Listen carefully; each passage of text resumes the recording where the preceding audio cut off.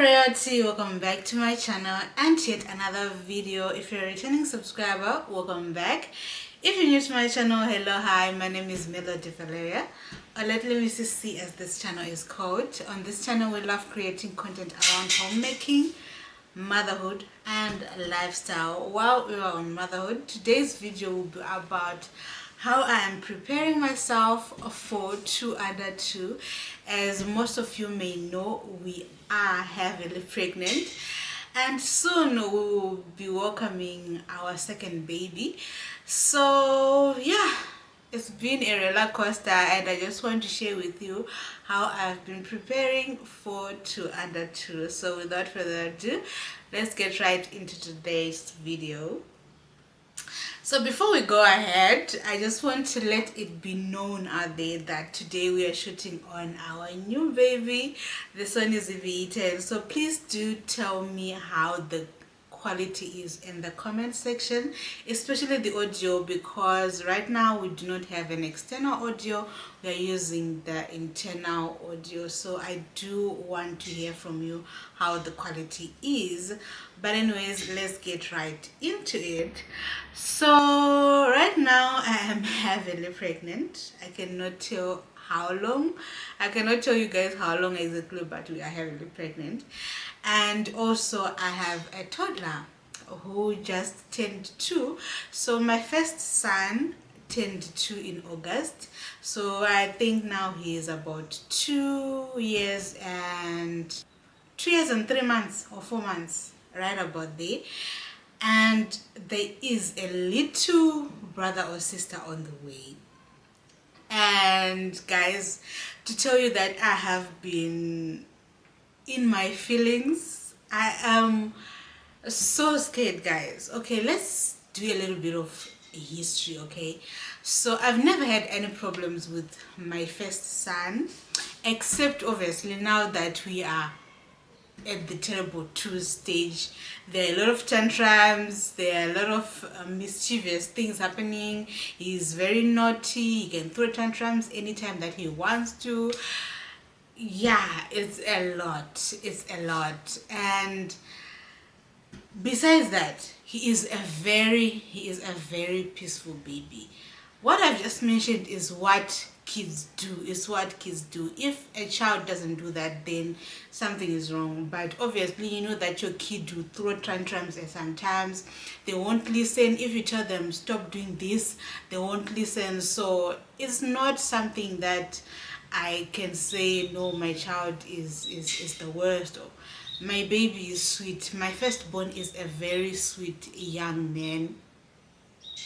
Man is just doing by saying man I'm doing too much, but he's just a sweet boy and I love him too. I love him to death, guys. I love my son so much, and it's been an amazing 2 years with him, and I can't wait to see where we will go in terms of his growth and what his future has in store for him.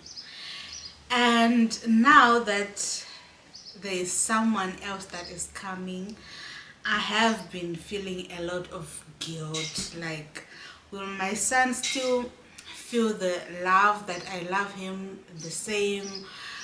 Will he be a sad child? Will he at the back of his mind think that I don't love him anymore? Of which that is not something any parent wants. They do not want their kids to feel as if the other one is more important, or the other one is more loved than the other, if you understand what I'm saying. So I have been overcome with guilt most of the times. I've been so overwhelmed with these emotions that will I be able to manage 2 under 2? Guys, excuse the noise. Let me try and close this window and close my bathroom door so that the noise stops, because yeah, I can just feel that it's not it. Alright, this only means that I will be burning from now on, but it's okay as long as our audio is okay. But anyways, yeah, the feeling of guilt, feeling like, will I be able to balance the love between these two? Will I be able to handle two two babies at the same time, because my son is basically still a baby.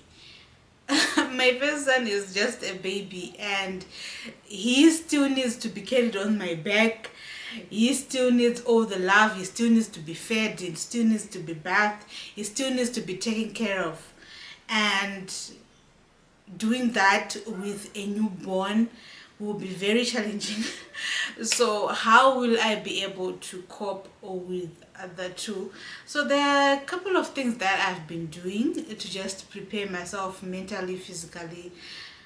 Yeah, so the first thing is, for the first few months, me and my husband, we have organized that both of our moms be here, be present. We thank God that we can still be able to do that with both our moms. So yeah, they are both going to be here to help me out with the new baby and also with Ray. So yeah, that's good. So it's good to have a community that is going to be there to help me throughout the process. So guys, if you catch me at any point looking at myself, it's just that this camera thing is too new. But anyways, we are not a sequel up. Anyways, as I was saying, so the first strategy that we decided on doing, me and my husband, is just making sure that we have a support around us, that is our parents. So our parents will be coming through to help me take care of the baby, especially because I am a C-section mom, and yeah, I won't be able to be doing much during that period. So my mom and my mom-in-law will be here to help around the house with the kids and everything around the house. So that's just one strategy that we intend to make use of immediately when the baby comes, so that it won't be a lot of stress for me. And the second strategy that I have been using will be trying to create room for the new baby and just changing things around. So with my first son, with Ray, it's been hard trying to separate us. He's dead. My husband has tried to separate me and Rachel, because we've been talking about him having his own room, or him sleeping in his own cot and everything like that. But at the end of the day, I failed dismally. I failed because at the end of the day, I just said, you know what if my baby is lonely in that cot? This cot that you see here belonged to my first son, Rachel. He only slept in this cot, I think, for only 3 days. Or guys, he never slept in this cot, because whenever he cried in the middle of the night, when we were trying to sleep train him, I would quickly take him and put him on our bed. And then what would happen is we would spend the entire night with him on the bed instead of his cot. So it was easy for him to throw tantrums when he was in his cot, because he knew that I would give in and I would just take him. And when we moved into this new apartment, my husband was always saying, let him sleep on his own in his own room. And I was always say he will be lonely. He will be lonely in there. But guys, now that this other baby is coming, I am seeing that really ruined everything, because now I can't have both babies on the bed.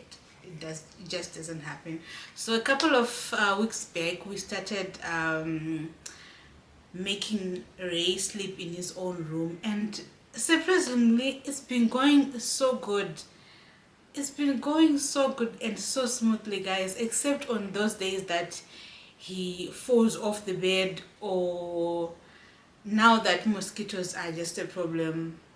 Mosquitoes disrupt his sleep and he ends up coming back to our bedroom. But so far so good. It's not bad. It's not bad. It's not as bad as I thought. And yeah, so that's just another arrangement that I'm making to make sure that we accommodate this coming one, but also not to neglect Ray. So he is now going to be sleeping in his own room so that we make way for this one. But this coming one won't be sleeping in our bed though. The arrangement is straight from the hospital he's going to be sleeping in the cot. What happened with Reshan is, from the hospital I was co-sleeping with him in that small single bed which you find at the hospital. I was sleeping with him. When I went home to my mom's, I was sleeping with him. We were co-sleeping everywhere. We were co-sleeping. So it was now hard for me to try and win him off the bed or try and separate him from me, because already we had created that bond. And now he doesn't sleep if you don't cuddle him. You can see the kind of bond that we share. If you do not cuddle him, he is not going to sleep. So yeah, that's just that. So I want to avoid that with this second baby. So with this second baby, as soon as he is born, he is going to sleep in his own bed, his own cot. Obviously is going to be sleeping in his older brother's cot. And yeah, that's just going to happen. That is how we are going to handle everything in terms of sleeping arrangements. Then the other strategy that I am doing is just trying to establish a new routine for my son. It's not going to be easy, but I just need to make sure that his sleep pattern, especially, that's my son calling out for me. Let me hear what he has to say. As a big brother is joining us in the video, so as I was saying, I'm trying to establish a new routine for him in terms of sleep and meals and all that, because I don't want to have a clash between him and the new baby. So once the new baby comes, we will be able to determine the kind of routine that we will go with. Yes, Papa, yes. We will be able to kind of establish what kind of routine we will go with when the little baby comes. Yes, Papa, we'll be able to do that. The other strategy that I am making use of is stocking up on essentials, making sure that all of them are provided for. His cereals are there, his snacks are there, then his diapers are there, he is well fed, he is bathed and everything like that. Obviously for the first month our moms will be seeing to that. So yeah, that's just something that I am planning on. So those are just the strategies and what I intend to do to try and balance. Now let's talk about how I am preparing emotionally. So emotionally, obviously, it's just a matter of overcoming mom guilt. I don't want at any point to feel like I'm neglecting him or neglecting the new baby or anything like that. But I just need to assure myself and prepare myself mentally to know that, you know what, the new baby would require my attention more, right? But at the same time, I don't have to neglect him. So for me to involve my toddler, I'm going to be giving him smart tasks when it comes to his sibling, to say maybe he can help me sing for his sibling when they are being fussy or anything like that. I just need to involve him as much as possible in taking care of the little one when the little one is here. No, Papa, no. I just need to involve him as much as possible so that he won't feel neglected. Involve him as much as possible when taking care of the new baby when they come. Then the other way that I want to prepare emotionally is just taking care of myself, guys.